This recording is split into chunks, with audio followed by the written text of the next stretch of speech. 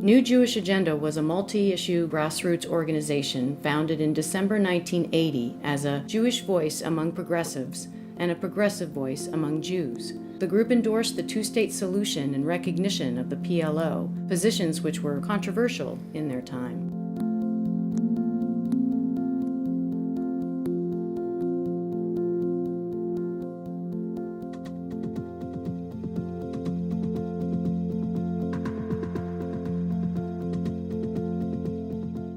I'm Katie Harris. I'm from Kadima, the Seattle chapter, and once many years ago I was national co-chair of New Jewish Agenda. And I am here with David Loud, who is also a Kadima member and was formerly a macher in the Middle East Task Force of National New Jewish Agenda.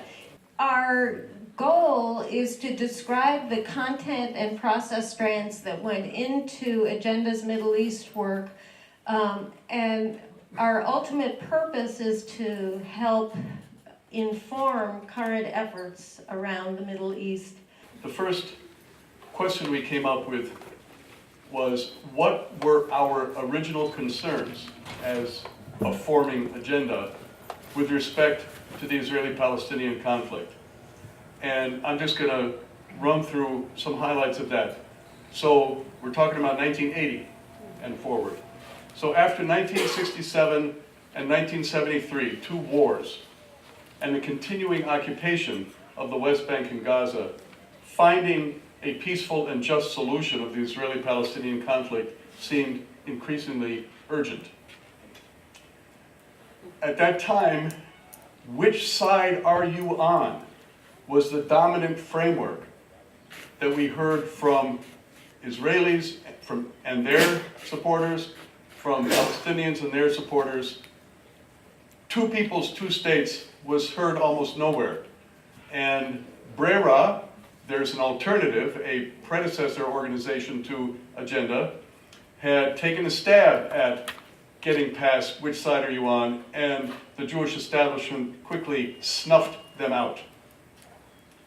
Most of us were from the left, broadly speaking.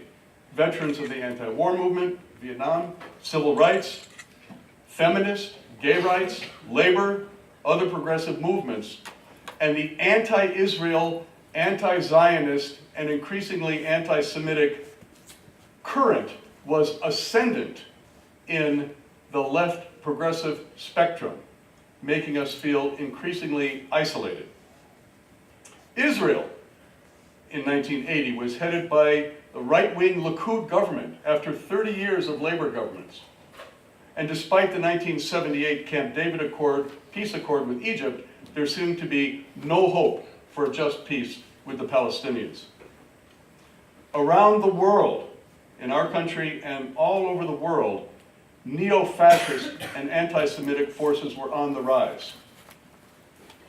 The American Jewish community was steadily shifting to the right and away from the historic Black-Jewish alliance.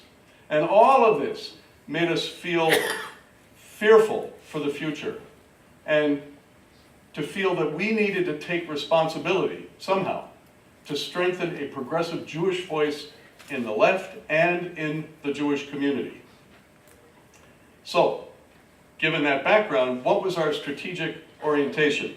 The Mideast Task Force developed this chart to try to illustrate how we thought we could have an influence toward a just Mideast peace.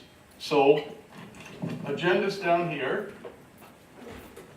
and the strength of the line is meant to indicate what we thought might be the strength of the influence concerned. So, we thought we could have a strong influence with the Mideast peace movement. Two states. We thought we could have some influence, a supportive one, with the Israeli peace camp. In the US, there was a Jewish peace camp, particularly after 1982. We had polling data showing that fully 2/3 of American Jews supported two states and mutual recognition with the PLO, even though the Jewish establishment across the board was dead set against that, ostensibly. So there was a Jewish peace camp, and we thought we could have significant influence there.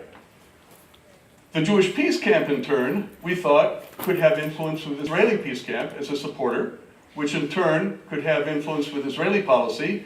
We thought the U.S. Jewish Peace Camp could directly influence Israeli policy to some degree, that the U.S. Jewish Peace Camp could have some influence on U.S. policy and on the Mideast peace movement in our country. And we thought agenda with a broken line, a weak line, might actually have some little influence on Israeli policy and on U.S. policy, but the primary pathways were through the Israeli Peace Camp, the U.S. Jewish Peace Camp, and the Middle East peace movement, including its Palestinian and Arab contingents. So we tried to figure out how we, as Agenda, could have some voice, and this is what we came up with. What did we get right? Well, 2 states was the best position in 1947 in the United Nations. And we sort of helped a lot of people, including ourselves, rediscover that in 1980 it was still the best position. We got it right that having a dual role in the left and the Jewish community was good strategy, that we could do something on both fronts, and it was important to do so. And we were right that the U.S. role was potentially the most important lever and where we could have the most influence. And in fact, we did have some influence. We had a role to play in the handshake on the lawn in 1993 between Yasser Arafat and Yitzhak Rabin with President Clinton. 2 peoples, 2 states became official U.S. policy and Israeli policy and PLO policy. And we can take some credit. Impossible to measure, but it made a difference. How have peace efforts progressed? Well, with the 1993 Oslo Accords and the handshake on the lawn, it seemed that at last we were on the way, that peace was in reach. But, as we all know, it didn't work out that way, and the peace process is bogged down miserably, and it seems that a just peace and 2 states is as far away as ever. Israeli politics have shifted markedly to the right. Israeli settlements have continued to expand. The Palestinians are deeply divided. The U.S. continues to enable Israel's positions with an uninterrupted flow of military and economic aid.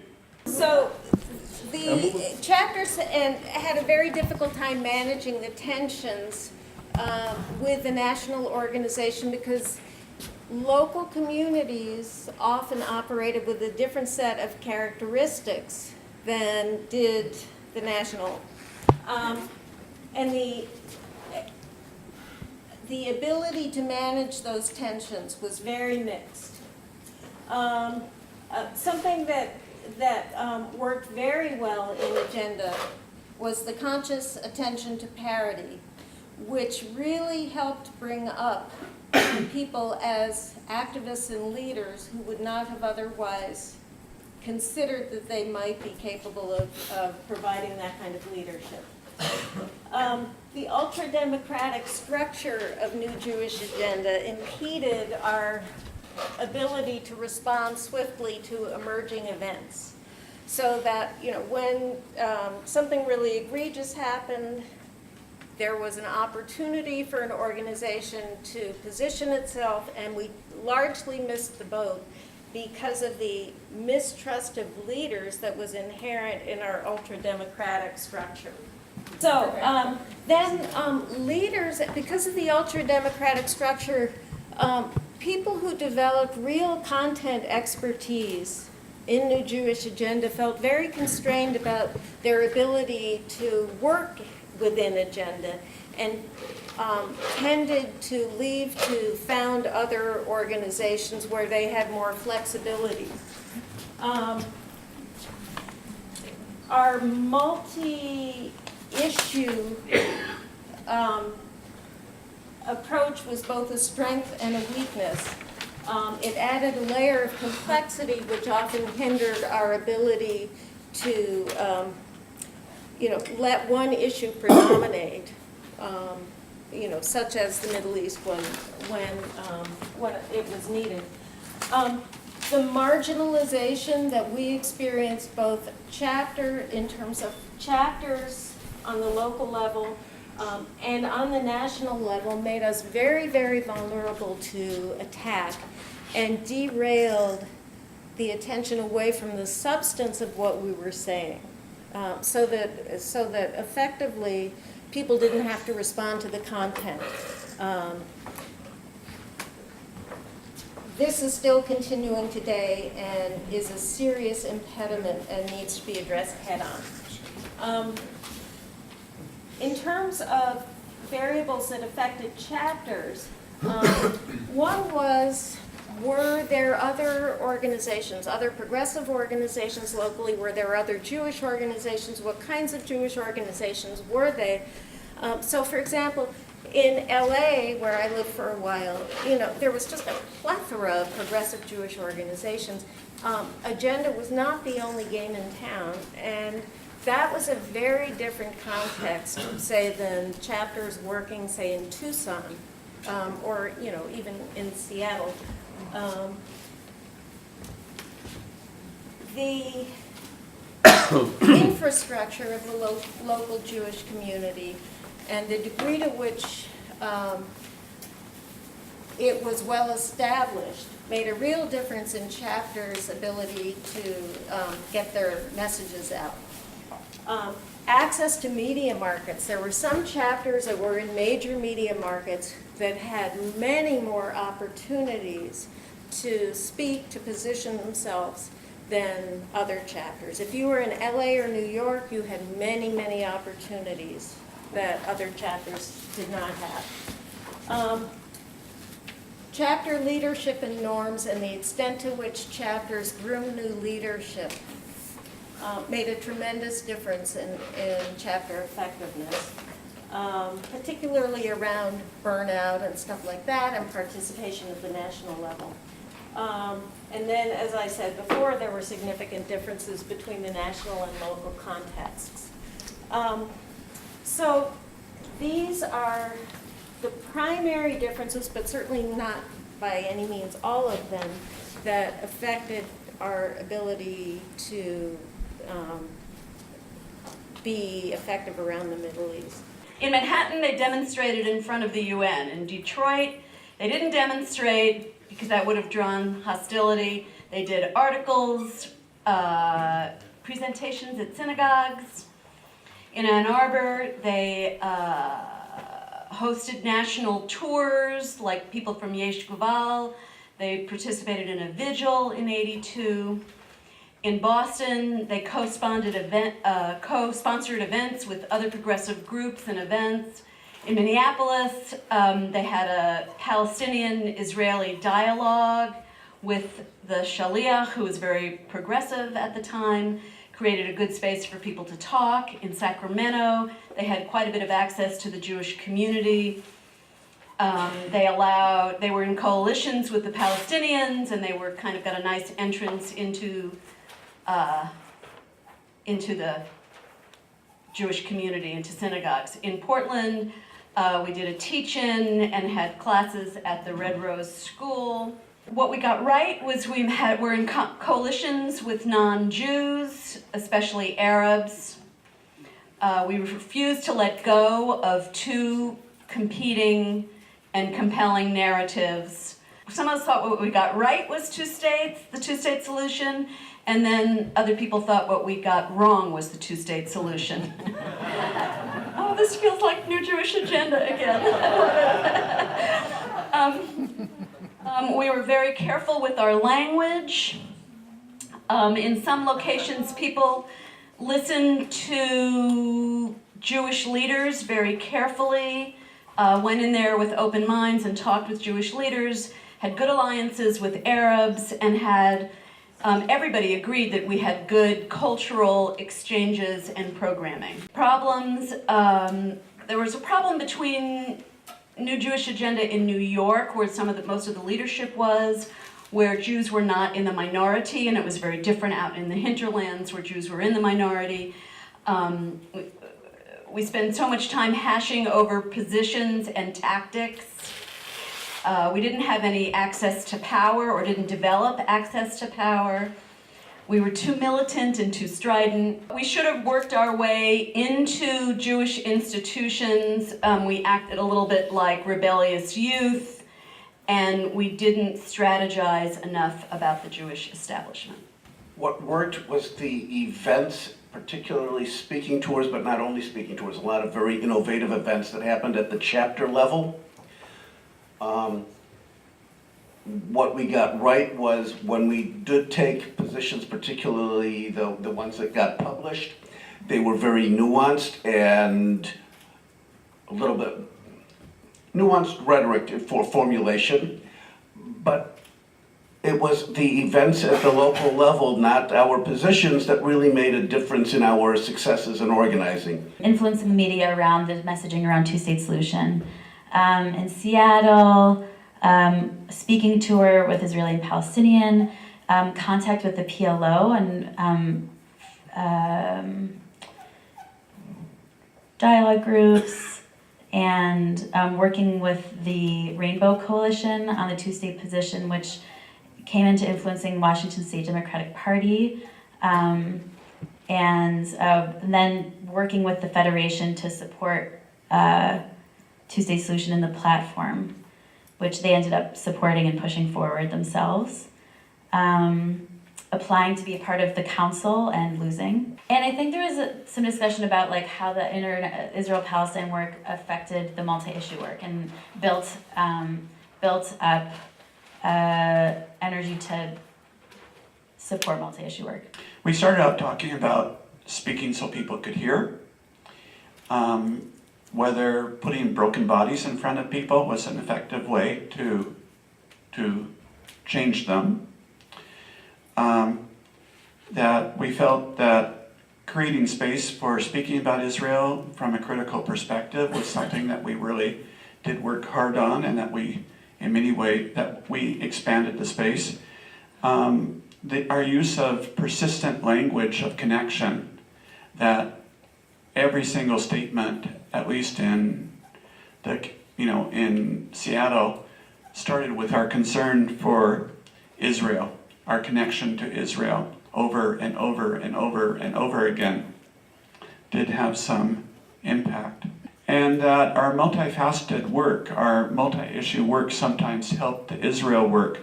For example, in Seattle, when Reagan was going to go to Bitburg and lay a wreath on the graves of Nazi soldiers, essentially, there was no other organization that spoke out, and we were the organization that took a stance and held a vigil that brought in people from the organized Jewish, the rest of the Jewish community.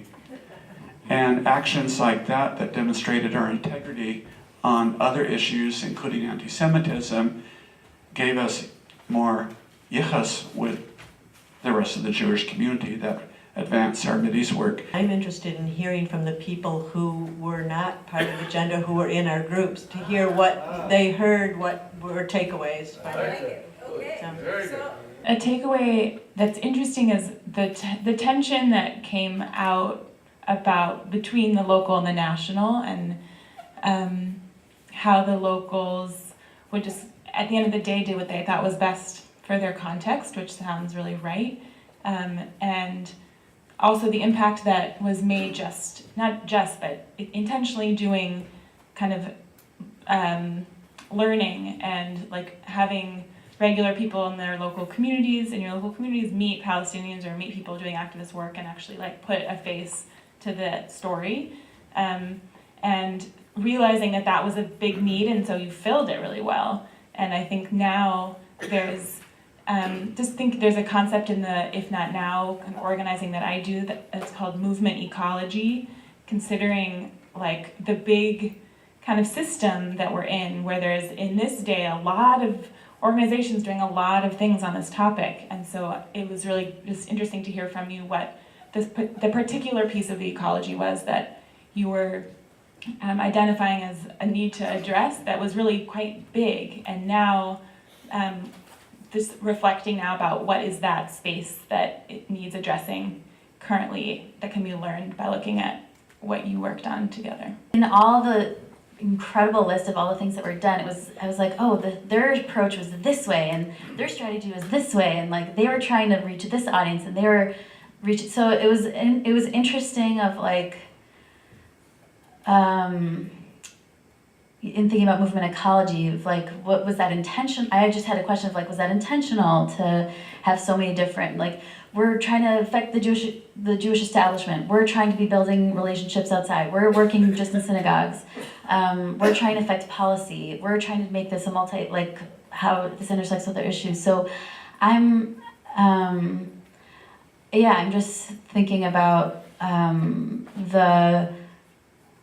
what happens when, if there is like a bigger strategy or a long-term strategy, moving towards solutions, or just even like, it's just interesting connecting. I'm both with If Not Now and JVP, and just see really big differences.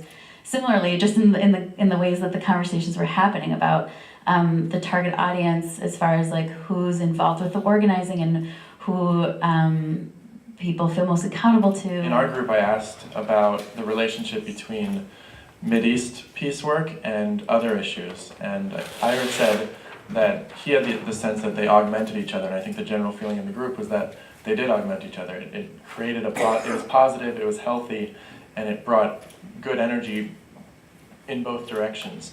And I think that, to me, was something very refreshing to hear, because I think there's a sense that those things have to stay very separate for them to have any chance of surviving, and that it's really difficult to bridge those conversations. So to hear that for New Jewish Agenda it was actually a point of strength is really interesting. Part of my group's conversation that was most sort of intriguing to me was this conversation about how over time, like the line of what is acceptable and what is not acceptable has moved. You know, the line was 2 states, now it's a bunch of other things. But what does it mean when the line moves? Does that mean we've made real progress? Or does that mean that the mainstream has just sort of redefined itself, and people who are doing sort of justice work are still going to be left out of the conversation as the situation on the ground changes? So I thought that was really interesting. I think maybe the biggest success of the agenda is we carved out a space for the dialogue, for it to be okay to criticize Israel and be a good Jew, to be not a self-hating Jew, to carve out a niche in the Jewish community, a space where saying I don't like Israeli policy, I care about Israel, but I don't like Israeli policy, became an acceptable thing to say. I think the dialogue, it's much more open than when we were doing our thing years ago. We could never get into a shul to have a program, and now I see it all the time.